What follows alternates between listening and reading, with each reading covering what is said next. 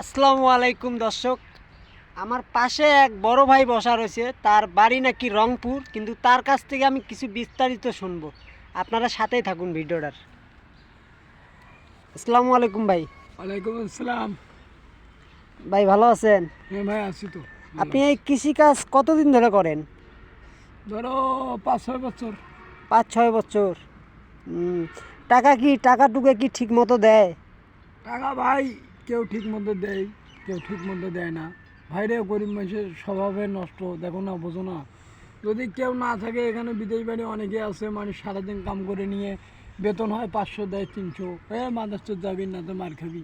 ভাই আমরা এটা বিদেশ বাড়ি, ভাই করার কিছু নেই। অনেকে গায়ে হাত তোলে। হ্যাঁ, অনেকে গাও হাত তোলে, এটা অনেক জায়গাতে আছে। উম, তা আপনারা কমেন্ট করে বলবেন যে যারা কৃষি কাজ করে, যাদেরকে বাজারে বিজয়পুর বাজার থেকে আনা হয়, তাদের গায়ে নাকি হাতদারাজ করে, মানে গায়ে হাত তোলে। হ্যাঁ, কোনো আমি বলতাছি যারা কৃষি কাজ করে তারা করলাম মনে করেন একটা মানে দেশপ্রেমিক।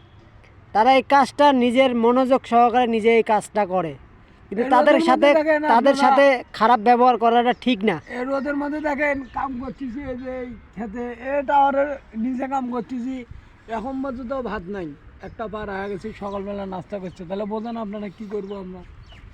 আপনারাই কোন গৃহস্থ শুদ্ধ না, না গৃহস্থের বেড়ি শুদ্ধি কও, তোমরাই কও। আমরা তো গলে হলে খারাপ।